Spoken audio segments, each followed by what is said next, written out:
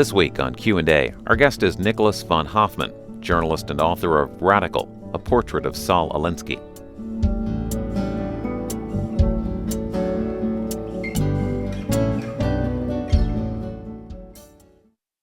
Nicholas von Hoffman, why a book called Radical? Well, it was one of Saul Alinsky's favorite words. And so I thought that if I was going to write a little book about him, that I definitely should be the title. Who was he? Well, he was a constructive troublemaker.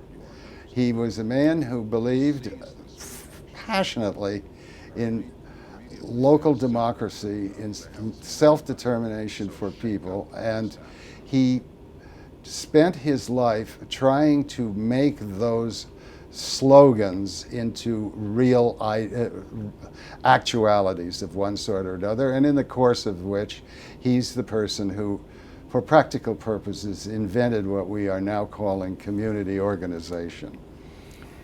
What connection do you make, after as well as you know him, we'll go into some of that, Yes. To Barack Obama? Well, I'm relying entirely on secondary sources. I don't know this, but apparently it was people who knew Saul and who absorbed who Saul was, who taught Obama community organizing or something like that. Obama at one point actually even wrote a paper in which he discusses Alinsky.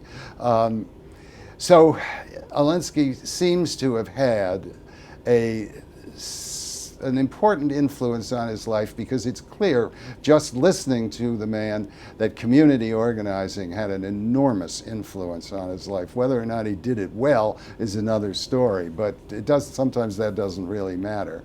It still will teach you something. When did you meet him and how old were you?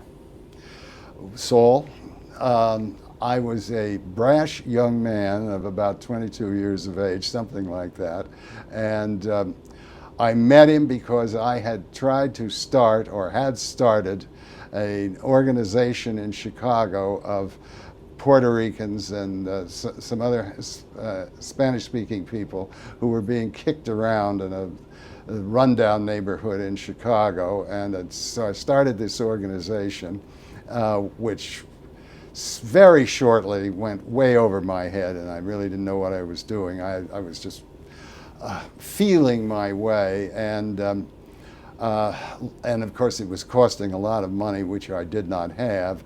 So luckily I had run into a Catholic priest who started running around trying to raise money for this ridiculous thing, and finally he introduced me to another Catholic priest who was a great friend of Alinsky's, a man by the name of Monsignor John O'Grady, who was an important figure in Washington in the New Deal era. He was the Catholic Church's lobbyist on social issues in the 30s and 40s. And O'Grady, who had just a bit of a brogue, looked at me and said, "I like you, young man. You've got fire in your belly. I want you to meet this man, Saul Alinsky." And I thought he was saying Olinsky. I had no idea who he was. But they set up a supper meeting, and I met him, and they asked me to explain to Saul what I was doing. And he listened to this, and then at the end of my presentation he said, "That's a crock of expletive deleted." And I got up full of fire and youthful indignation and informed him that he might be over the hill and da-da-da-da, but blah, blah, blah, blah, and he said, sit down." Now, what brought you at that age to Chicago? I grew up in New York, and I had the idea that, at least my parents had the idea that I should go to college. I tried it for a week, and I said, "This is not for me. I do not want to spend the next 4 years drinking beer," and left and started roaming around doing one thing or another. Worked in the stockyards, did a lot of stuff like that, and went back east for a while and fell into one kind of organizing or another. I would say I was rootless and bootless. Did you ever get a college degree? No, Never went back to college? no, never. Great advantage. Now, somebody my age remembers you quite capably from the 60s and the 70s. You did 60 Minutes. You also, I lived in Washington, you wrote lots of spicy things in Washington, D.C. for the Washington Post. Yes. We'll come back to Alinsky in a minute, but what was that part of your life? And I got a quote here that I know you're familiar with from the Wikipedia site, that you were fired by Don Hewitt on 60 Minutes because you said that Richard Nixon, you called him a dead mouse on America's kitchen floor. Yes. Well, the next line was, and the American family in bathrobe and slippers surrounding it, debating about who was going to pick the mouse up by the tail and drop him in the trash. And at what point did you feel that strongly, and why did Don Well, Hewitt? actually, if you notice, it really isn't. What it was is a statement about Nixon's political situation, that he was a dead mouse at this point, because it was leading right up to the impeachment. And it was clear that he was a dead dodo, or mouse or whatever.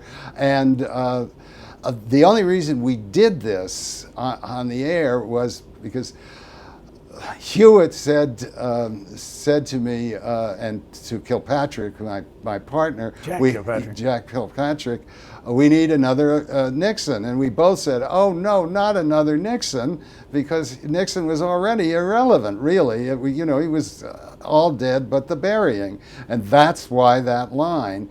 But so Don calls me up the next day and he says, you have set broadcast journalism back 20 years. And I said to Don, you flatter me. But and he said, that's it? No more? Well, actually, I don't think he really... He told me later, which was very kind of him, he said it was the greatest mistake he'd ever made. I think Bill Paley told him to do it. Really? Yes. Why? Why would he have Well, done it? Because Paley really could not stand me. I think that's the long and the short of it. And Paley was always complaining about me. How long did you appear on Point Counterpoint on 60 Minutes? I can't remember, 2 or 3 years, something like that. Long enough. I not only had 15 minutes of fame, I had probably 25. And as you know, it has real drawbacks, not the least of which is your head no longer fits any hat in the closet. And why? What happened to you after you appeared like that? I mean, well, you know, when you're on a program like that, everybody knows you. You don't know anybody when you walk down the street. And everybody tells you how smart and wonderful you are, and you believe it. But at the same time, you were writing for Katharine Graham's Washington Post. Yes, right. How long did that go on? Oh, that went on for 10 years, something like that. And we went back and found some of the copy of one of the things. Let's see here. Here's some prose from back then. This was in August 10th, 1973. I'll read a little bit. No. No. Spiro Agnew has gone and done the one thing that vice presidents are never supposed to do. He's trying to take attention away from his boss. A vice president has no right to an independent scandal of his own. It's his constitutional responsibility to content himself with such minor roles in the White House scandals as the president sees fit to assign him. Do you remember the way you felt about Spiro Agnew? Yes, well, I don't know whether that was that piece or another in which I said, I wrote that I thought that Vice President Agnew had done the country a great favor because he had brought corruption within the means of the middle-class American family. And I said that on the basis of the bribes he took were so small. I mean, any family could afford to bribe the vice president. And what was it, $2,500? Yeah, nothing. And one was, I think, $1,500, you know. So you could save up and, hey, it's something. I bribed the vice president. And I think you said he admitted guilt before he was accused. Yeah, exactly. There's some more. We'll get back to that. But where did you learn to be so, I don't know, you use your own word if you want, confrontational, pithy in writing? Where did you learn that? Oh, you don't learn that. I mean, it's you. You know, you write who you are. It comes from some place that you do not really know down there somewhere. Well, people say, though, that if you didn't go to college, you can't learn how to write, don't they? Oh, no, you can't. You probably cannot learn how to write if you don't read. But reading in college only have, shall we say, an occasional confluence, as we know. Listen, I mean, a lot of very good writers did not go to college. A lot of very good American writers, such as Mark Twain, H.L. Mencken, and we could go on. By the way, you're living where now? In Maine. Permanently there? Yes. Yes. Year-round? Year-round. And what part of Maine? I don't want to get too specific here. That's okay. It's a fly speck on the ocean. And why? And where did you live most of your life?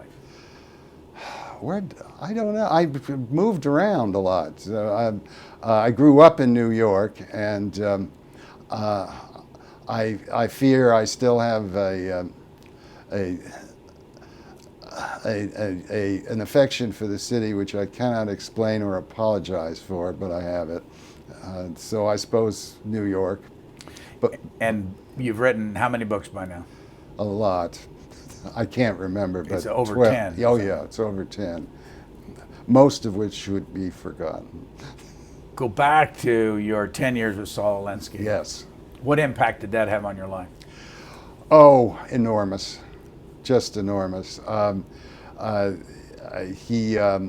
We had very much of a father-son relationship. He not only taught me a great deal, but he gave me the opportunity to teach myself, which I think is really a special gift from one person to another. In my case, he did it this way, if I may tell this little story. When he hired me, which was out of that silly meeting that I just described, he said, well, I will hire you, but you're going to have to go and get a haircut and buy a suit. And so I reported for work, and he said to me, I want you to go out to the west side of Chicago, and I want you to find out what the H is going on out there. You are to send me a report every week until you hear otherwise. You are not to call here. You are not to attempt to contact me in any way. You are to send your very small expenses to Dorothy, his secretary. Now get out of here and go do it. And it was the best learning experience of my life. Was he paying you? Oh, yes. He was paying What kind me. of money would you make back in? Oh, $100 a week. And what year would that have been? The early 50s. And where did he get his money? Well, such as it was, and it was always a scramble to get money, he, at that time, I don't think they were getting, he might have been getting a little foundation money. There were a couple of foundations here and there along his life that actually coughed up some dough from him. He'd get money sometimes from church groups, sometimes from private givers, frequently from private givers, some very wealthy people. And what about the Catholic Church, and what about the The mafia or the mob or the Capone crowd or whatever? Well, of course, Saul knew the mob very, very well, and he had studied them when he was a postgraduate student at the University of Chicago, and so he later got to know them again when he was the criminologist at Stateville, the Illinois Penitentiary. Then, of course, in the course of much of what we were doing, we ran into the mob and had dealings with the mob one way or another. So, but he was never mobbed up. He never took a bad dime. He was very good about money. I mean, this was rule number one, you do not take money from strangers, and any money you spend, you account for. What was his goal, and in turn, what was your goal? Well, his goal, I think we can see clearly from the things that he's written, that, you know, he was enormously influenced by people like Tom Paine, etc. Because, you know, one of the things that he used to say, I get mad when I see somebody being kicked around. So that was one of the things that always operated in his life. He wanted to do something about the people who were being kicked around. But the second thing, which comes from the, you know, he descends philosophically from classic British liberalism, and he believed very, very much in the real self-determination for people, that building structures that would permit individuals to have a real say in the course of their lives. And that is what he was always trying to do throughout his whole career, which begins with the labor unions, which was, you know, particularly in the 1930s, when he was very close with John L. Lewis, a name now forgotten, but he was once as well known as Martin Luther King Jr., and was the man that produced big industrial unions. Saul was his advisor and biographer, and worked with Lewis for a long time, and then he realized that in some situations, straight union organizing was not enough. And so he devised, this is one of the reasons that he devised the idea of community organizing, was that he realized that whatever kind of thing you are trying to do, if you do not have the support of the surrounding people and community, you're not going to get it done. And that is true in Chicago, and it is also true in Afghanistan. Where do you put yourself now on the, I don't know, the political spectrum, or how do you define your own views? Well, you know, I have a reputation of being some howling liberal, which is not true. I will confess that the first person I ever voted for was Dwight Eisenhower. In fact, in 1960, I almost got Saul to vote for Nixon. Why? Well, because I got suckered by Nixon, because I listened to what was being said in the campaign. And if you listen to the campaign, John Kennedy was the bellicose one who was going to take us to war, and Nixon was the voice of reason. And I bought it. And Saul, I got him halfway there, but Saul said, "No, you're crazy." But I see you've done some work for Cato? No, oh yes, long ago I've done, because I have that streak in me. Define that. What's that streak? Well, that streak is of devolved government, bringing government and decision making to the lowest possible level that you practically can. But it does not mean using these ideas as a way to hide from hard facts. So a hard fact was the condition of African Americans in America. And if conservative people of a conservative cast of mind said that doesn't matter, or we have too many excuses, well, that was a disaster and is a disaster. You can't do that. So my inclination was to put the two together. You say, and also I had fun. Do not forget that. I had fun. You say in your book that Saul Alinsky met with Barry Goldwater? Yeah. Why? Goldwater wanted to do it. Alinsky didn't, but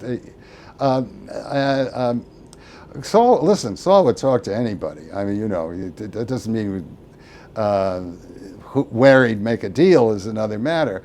But they talked about the civil rights legislation, which Saul had a lot of reservations about, the conservative kinds of reservations about how it might clip individual liberty, et cetera, et cetera. But as he said to Goldwater, unless you have a better idea, you have to vote for it.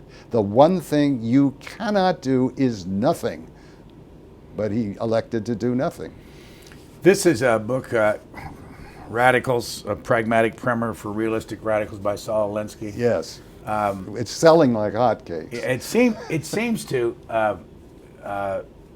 be something that the conservative radio talk show hosts and the Glenn Becks on Fox use all the time, and the Alinsky connection to Barack Obama infuriates them.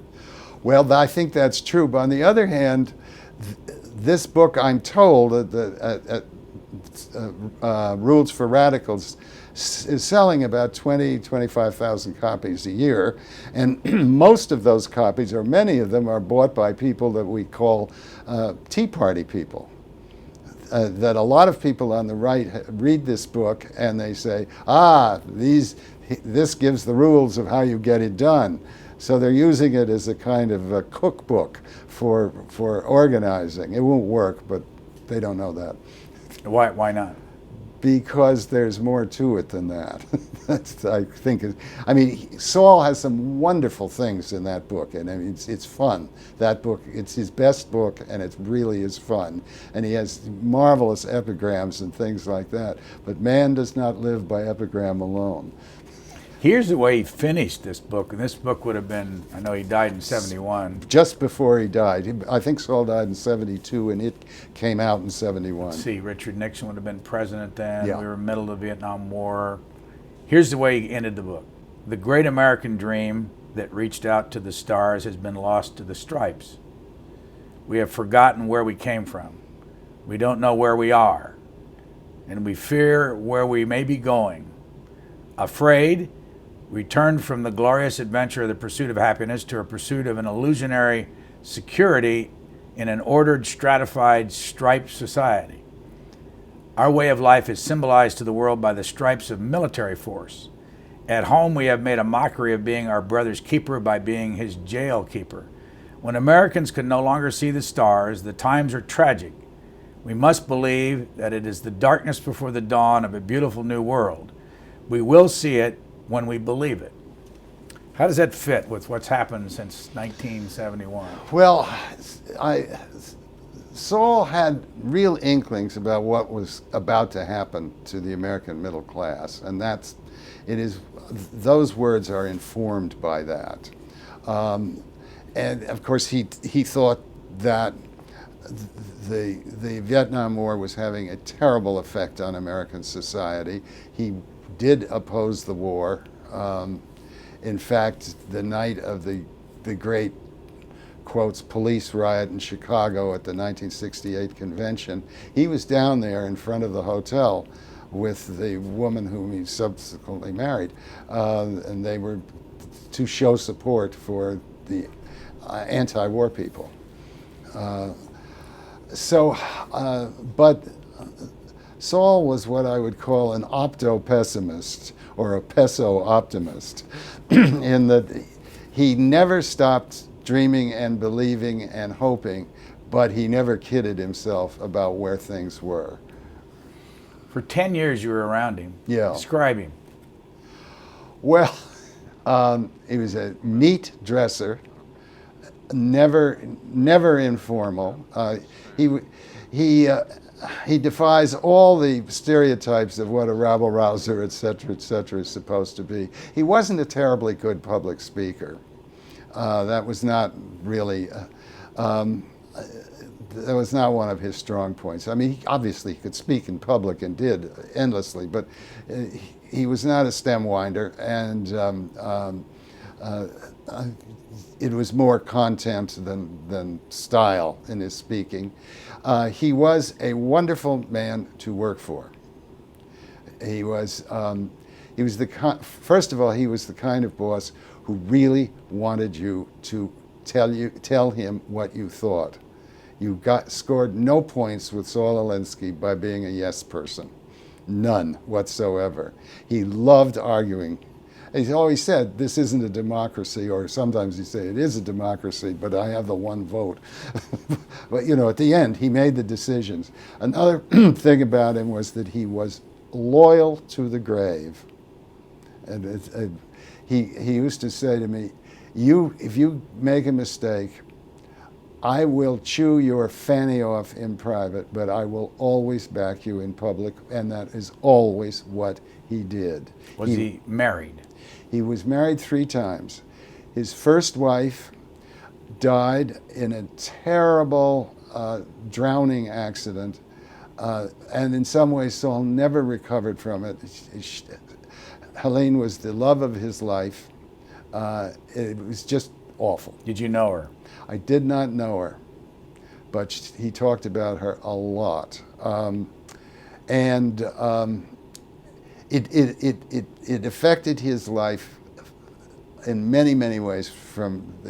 As I say, he never really got over Helene's death. Then he married a very, very nice woman who, Helene understood exactly what he was doing. She was a very sophisticated woman, a social worker, etc., understood what Saul was about. Then he married a very nice woman who came from a completely different background, but it seemed to work very well. And then she came down with multiple sclerosis and went really crazy. And it was impossible. I would visit them, and she would rush through the house, throwing things, carrying on, and all his friends said, you have to end this marriage, which he really didn't want to do because he had this loyalty thing. So he finally did, but he always looked after her. And in fact, the day he died, he had flown to California to check her out to make sure that she was okay, and had just finished visiting her when he had a fatal heart attack. Because that loyalty thing, it was just one of the things about who he was. You say he died on the streets of Carmel, That's California? right, yes. Oh, he just dropped dead on the street? Exactly. Well, for years, of course, we all were complaining to him about the way he ate, but and he smoked a lot and blah, blah, blah, but what are you going to do? What about the third marriage? Third marriage, he married a wonderful woman, Irene, a university professor, and I was the best man at that wedding. And she's still alive? She's still alive, in retirement, lives, I won't say exactly where. I speak to her from time to time. Terrific person. Are people like you worried that people will come after you in some way? Is a security risk for your, just the way the world is today? I don't worry about those things. Do you think she does, though? If she does, she has not suggested it to me, no. What does she think of all the attention that he's getting now? Well, she's pleased. I mean, but she again was a great backer of what he was doing, and she's pleased because, wherever he is, he wants to think he's down there because he thought all the really interesting people were down there. And in fact, that book that you're holding, he dedicated to the big guy down there, Lucifer, whom he calls the first revolutionary, or etc. He was Jewish, and you write a lot about his relationship with the Catholic Church. Yes. And Cardinal Mundelein and Cardinal Stritch and Cardinal Cody and all the cardinals and the bishops and the monsignors. Yes. What's that all about? Well, by the way, he also had a similar relationship with an enormous number of Protestant ministers. I think these guys, and the ones that I knew that were around him, some of them were very exceptional men. I mean, men of real stature, and I think they saw in him a person who was living what they thought was a religious life. That they saw in him an enormously powerful moral figure, but not a preachy one, and not a doer one. I mean, one of the things about being around Saul was it was always a laugh. It was always fun. And, he used to say, if it stops being fun, stop doing it. I mean, he was a funny man, and he loved people who were funny. But you had a view of the cardinals, the life they live, and the attention they're paid, the ring kissing and all that stuff. Yeah. How close did you see the cardinals? Well, with one of them, Stritch, I was very close to him because Saul had seconded me to him for a while, and Stritch used me to find out all kinds of things, to scope out things, and also on a number of measures to be the go-between between him and City Hall. Who was mayor? The famous first Mayor Daley. And so every so often I had to go over there. And it's very funny because they knew that I was speaking for the Cardinal, and I would call up Jack Riley, who was the mayor's PR guy, who I believe ended up in the big house, but that's another tale. And I would say, I need to see him. And Riley would say, when do you want to come in? And it was such a great feeling. and Mayor Daley was Catholic along yes. with obviously the Cardinal. But they had very bad relationship. Very, very bad. Over what?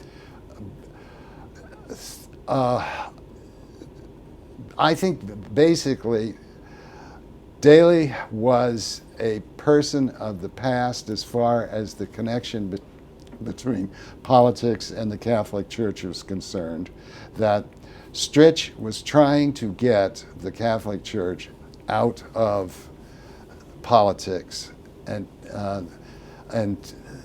turn that huge institution in a very different direction. Because I remember in Chicago at one point, for example, there was a pastor on the southwest side, a church called Visitation. His name was, as I recall, Danny Byrne. I'm sure he's long since gone. But it was said that you could not make sergeant if you did not go in the police department, if you did not go out and to have a visit with Danny Byrne.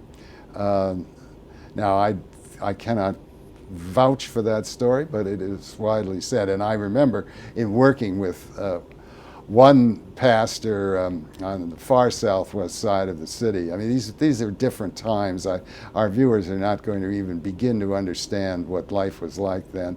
But we're talking about, 50 years ago. This was another Monsignor McMahon, and he had, I think it was 90% of the police captains in the city in his parish. And I remember one day we were talking about race relations, et cetera, and he finally turned to me and said, "For God's sakes, we just let the Dagos in last year." So, I mean, that's where we were. I mean, the ethnic tensions, hostilities were huge, and no more, and the lines were no more clearly joined than they were in Chicago.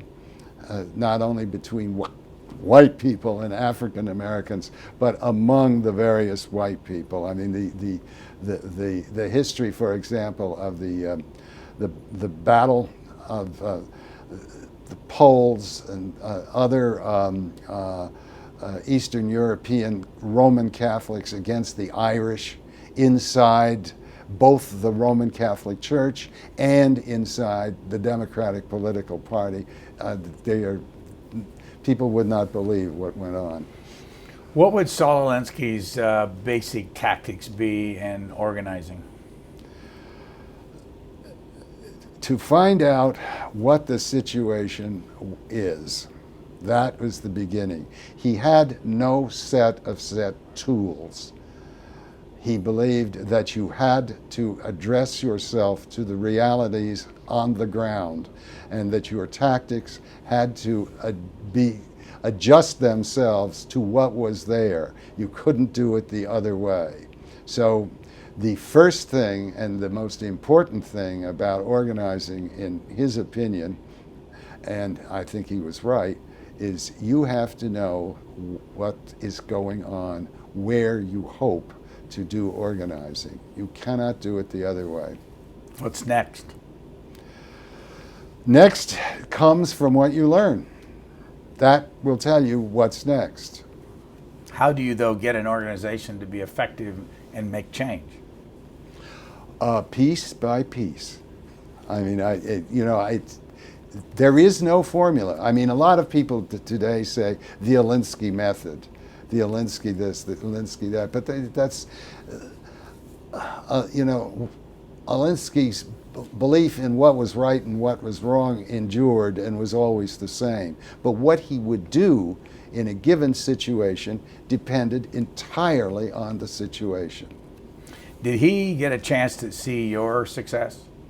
Yes, and we stayed very close after I left him. What year did you leave him? I left him 63 approximately and went into the newspaper business, and we saw each other all the time, talked. We didn't see each other all the time because we were in different places, but we talked all the time.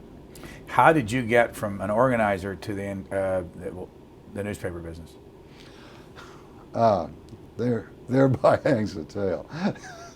Well, one of the things that I did when I worked for Saul, because I knew I was not going to stay with him forever, and you had to be titched to think that you wanted to live that life forever. I mean, it was a tough, tough life. So I knew that, and therefore, the one thing that I did through all the battles and goings on is I never permitted my name to appear in a newspaper, and I never appeared on a radio program or a TV program. So I was completely anonymous and therefore not tagged. So I would have some chance, in a public sense. Privately, people knew who I was, but that's another matter. And in fact, my first newspaper job, it was difficult to get because I did, privately, people knew exactly who I was, but the man who hired me had a terrible time hiring me. What was that job? I decided, having no useful skills whatsoever, I decided to become a newspaper reporter. What else? And so I went to see a man by the name of Larry Fanning, who was the editor of the Chicago Daily News. And I said, I want a job. And he said to me, well, why should we hire you? And I said, because America's about to blow up, and I'm one of the few people who understand the whys and hows of it. And he said, well, that's a fair point, but can you be a reporter? And I said, try me. So he said, I will. I'll give you an assignment just to see what you're like. And it so happened that the NAACP was having a national convention in Chicago the coming weekend. And he said, cover it for us. So I went out and I covered it for them and, filed a story. And the next day, he had it on the front page. And I came in to see him, and he said, well, now we'll see if I can hire you. Because the newspaper was owned by Marshall Field IV, who had absolutely no warm feelings for Saul, et cetera, et cetera. And this went on for some weeks. I did not hear from Fanning. Subsequently, he told me that the way he got me on the paper was that he went to Field and he said, now Marsh, look, you have made me the executive editor of this paper because I think you believe that I have the competence and the ability to run it well. If you do not let me hire this man, I am going to think that you no longer have confidence in me. And at that point, Field said, all right, go ahead and hire the bomb thrower if you must. That's how I got my first job. And how long were you there? 3 years, three, something like that. And when did the Post pick you up? They hired me from the news. Because I remember you making a lot of people very mad.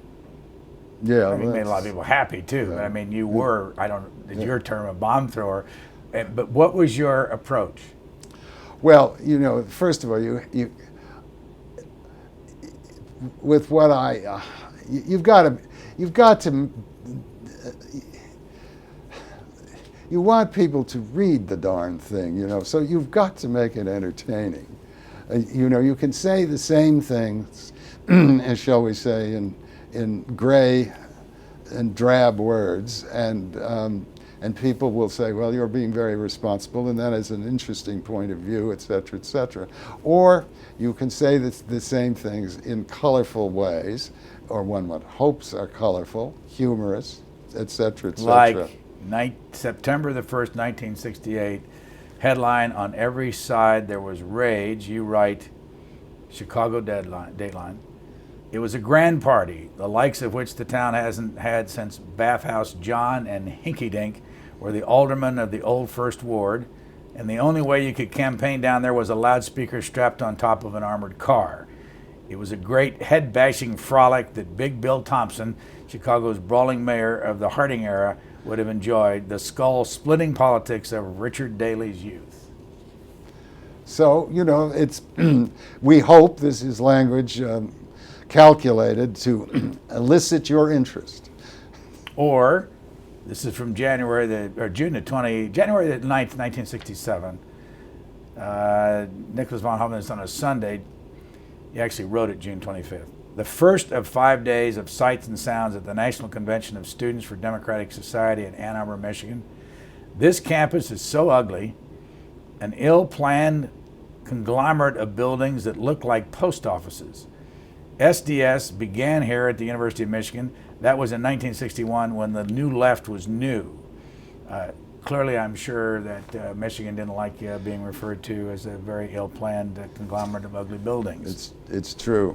It's true. You know, I occasionally threw in some unsolicited architectural criticism.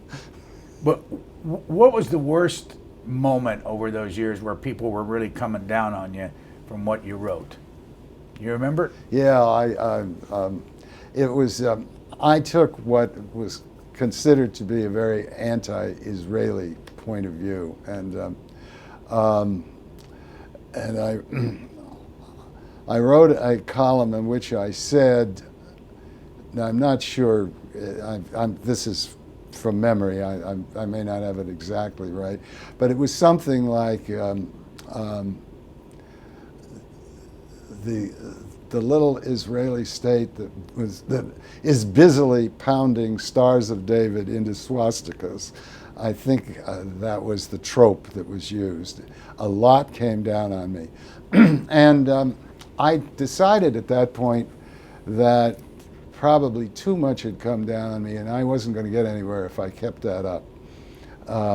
That instead of causing people to think, I was causing people to shudder their minds. And also I realized that at that time the atmosphere in the country was such that that kind of criticism of Israel would finally if you kept doing it, you would put yourself in the category of a kook. And what did you do? I didn't do anything. I just stopped writing about it. That's basically What it. kind of feedback did you get at the time? Oh, much. At various times I was picketed by all kinds of people for all kinds of thoughtless things. Well, you seem like at your age you're calm and cool and collected. No, I'm Still always, angry? No, I wasn't. I'm not really that angry. Were you ever? Not really, no. Saul was a lot more angry than I was. I mean, he had, it was one of the differences between us. I always had a happy-go-lucky streak in me that was not Saul's. I had these opinions, but I was, you know, whether it was that or whatever, those were my opinions. If you don't like them, okay. You know, I'll say them in the most colorful way I can, but I'm not going to get into a big wrestling match with you. For me, it's not a life or death thing. On what terms did you leave the Washington Post? Well, I think they kind of had enough of me. I think driven Bradley mildly crazy, and Kay, and all of them. So I sort of floated away, I guess is the best way to put it. What year? That would be about 76, 77, something like that. And then what did you do from then on? Well, I freelanced. And how much fun was that? Good. I mean, I've always been lucky. I mean, I was very lucky. I mean, I am a man of modest talent and great luck. So, on December the 17th, 1969, you wrote under the headline, "My Son Drops Out." Oh, I forgot that one. Not long ago, my 18-year-old son told me that he had decided to drop out of college. He'd stuck it out for a year and a half with occasional flashes of enthusiasm, but mostly in the spirit of a lovable, faithful, and obedient family dog performing a trick that everybody but he enjoyed. When he informed me of his decision, his voice sounded tired, fagged out. What happened to that son? He went on to get a PhD. Where did he do From that? Harvard. How did that happen? Well, a lot of people find that after they're out for a while that they'd rather go back in, and that's basically what happened. You have 3 sons? Yes. What are they doing? One is a scholar, writer, etc. One is a soldier, policeman sort of life, and the third one is also a freelance business writer. You're not big on war. No, it's not my favorite thing. So no. how does it work out with your son being the policeman soldier type? Oh, I'm not big on war, but I certainly believe that you need to have an army. I mean, they are the guardians of the night. And my father was a soldier, and it is an honorable profession. They are not responsible for the crimes of the politicians who send them to wars that ought not be fought. Update on your feelings about the country at this point, and the President of the United States and the Congress, and what the politicians and the whole, what we've been going through. You want that in 5 words or 10? Take your time. Well, I know you can give me 2 words. I can go, yes. Well, a 2 is a 3. It's a mess. And I don't think it's going to be less of a mess for some time. I voted for Mr. Obama, and I admire him. I thought that he was the world's luckiest politician until the day he took the oath of office. He's now become the world's unluckiest politician. That does not mean that I agree with everything that he has done. In fact, I think he probably, as far as the economic situation is concerned, made an irretrievable, fatal mistake at the meeting in the White House before he was elected in, I think it was October '08, when Senator McCain suspended his campaign, and they all met at the White House, and Secretary of the Treasury Paulson came in and said, "I have to have the TARF." And the Democrats all looked at Obama and said, "You're our leader, what should we do?" And he said, "Well, we better do it." And I can understand why they did it, but I think it sent us on a course that takes us to where we are, and that we are now in a situation where I don't believe essentially what either party is suggesting will work. What will work? I think we need I guess you might call it a new business plan for this society, one that involves being able to earn our own way. That is now essential. To get there, I think a great many things have to be done that range from having a great many bankruptcies to get debt out of the system, to looking at a society that cannot believe that that its future is infinite growth, that you have to have a kind of entropic society in which you develop what you have. And that, of course, means taking a look at the population question. The United States is now the third most populous nation in the world. Can that continue to be? All those kinds of things. Speaking of language, and I hear in your language words that don't always have an immediate definition for some of us. There's one word you used in here that I had never seen before. I hope I know what it means. This is in relation to Gandhi. And it was mass, and you probably know how to pronounce it. I don't. Satyagraha. Oh, I can't pronounce it either. You did very well. It's basically the nonviolent approach. That's the word that he uses. And how does the Gandhi way of doing things relate to Alinsky? Well, Alinsky was a close student of Gandhi's, but he did not, many people look at Gandhi and they see a moral figure. Alinsky looked at Gandhi and he saw a superb politician. Alinsky saw in Gandhi a politician who said, I have got to kick the British out of India. I have, my potential following is as poor as human beings can be. They have no guns, they cannot read, they have no money. The only thing they have is their bodies. So we will use their bodies.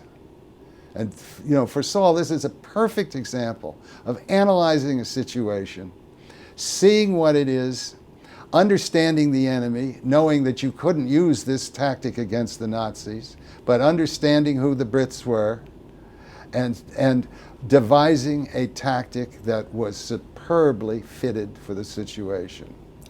Again, going back to the conservative talk show hosts and conservative columnists are convinced that Barack Obama is using Saul Alinsky tactics to change, revolutionize the United States. Based on what you know, how well is he doing? Well, first of all, such statements are really silly because there is no, as Saul would say, he's the first one to say, there is no such thing as Saul Alinsky tactics. There are just tactics, and you use them, you choose them well or you choose them poorly.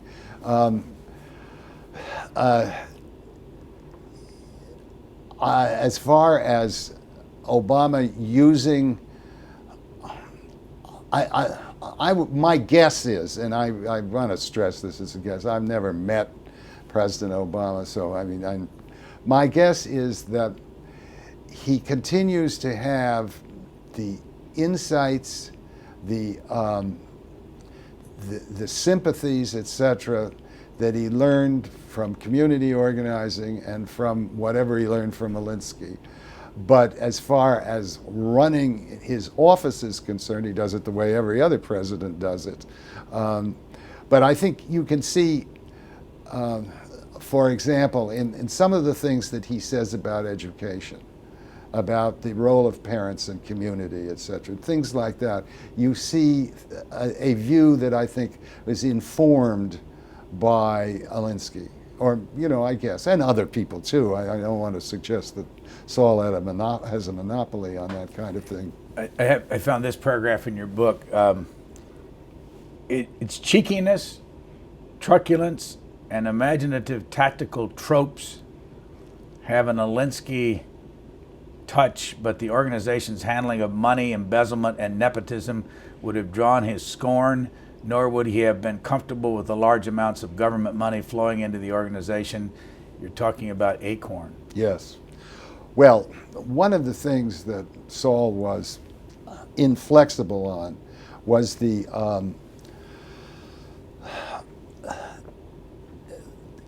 absolute accounting for every penny. Nothing. I mean, if you bought so much as a muffin and a cup of coffee, you had to document it if you were going to put it on your expense account. Nothing went undocumented. Nothing went unjustified. He was death on that stuff because he understood how it would be used against us if we started cutting corners. So he never. I mean, he was merciless about that kind of thing. He also really did. Saul feared the government as much as he feared big corporations, etc. At one time, I think he did fear unions, but as he saw them disappear, there was no reason to fear them, because Saul was always thinking of the individual person in a society of gigantic, inhuman organizations, and he did not believe that it was possible to take money from the government and not become the government servant. And he was not in that business. Were you right that he had no use for President Lyndon Johnson's Great Society with his war on poverty? He used to say that if Washington was going to spend that kind of dough, the government might as well station people on the ghetto street corners and hand out $100 bills to the passing pedestrians. Yeah, well, Saul had no use for the Great Society stuff because he saw it as both corrupting and futile, in his terms, which is people being able to live an independent, self-governing life. So you look back on your own 10 years with him. I loved every minute of it. You did? Oh yeah, it's marvelous. What was the high point? What was the high point? That's really hard to say. I mean, we had some great moments. I think, but I can't. I think some of the meetings that we were able to pull together, particularly say when we were organizing in the low-income black Southside. And when people all said, "Oh, it's all anarchy there. You can't do anything. Those people, blah blah blah blah blah," and when you saw those people come together and organize themselves and do for themselves, and there were certain points where I remember at one point they had because they raised all the money for it a voter registration campaign in which they hired buses to take 2,000-3,000 people down to City Hall on a Saturday morning to register to vote. So they raised the money for the buses, to rent the buses. Even the hookers were out there doing it, and they arranged for the buses. They were Chicago Transportation Authority buses. The City Hall heard about this, yanked the buses at the last minute. They went and found suburban school buses to rent. They got the parade underway, and they got halfway downtown, and they were met by a string of Chicago policemen across what is now Martin Luther King Boulevard with machine guns and shotguns. Said, "You cannot go any further." But we had an escort of 4 or 5 black police officers, and it looked at that moment as though something terrible was going to happen. And the lead car was this wonderful priest, Monsignor John Egan, who leaps out of the lead car and gets between the two and gets these white police officers to get a hold of themselves, and they back off and they go downtown, and then downtown is the City Hall is surrounded by cops again with machine guns, submachine guns, and In the midst of this is a guy by the name of Marshall Korshak, who was a ward committeeman. And I remember getting out of the bus and saying to Marshall, "Are you crazy? These are your voters." And Marshall saying, "I know I'm going nuts. I'm talking to upstairs. They don't understand this." But the people were getting out of the buses and starting to go into City Hall, jumping up and down and saying, "We did it. We did it." So it's moments like that that are the high points. Nicholas von Hoffman's book is called Radical, and it's a portrait of Saul Alinsky, and of course, Radical Rules for Radicals is Saul Alinsky's book. Thank you very much for joining us. Thank you.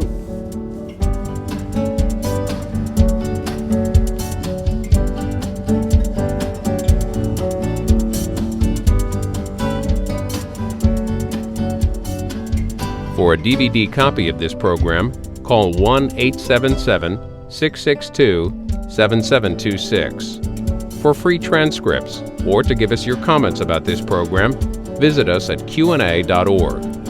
Q&A programs are also available as C-SPAN podcasts.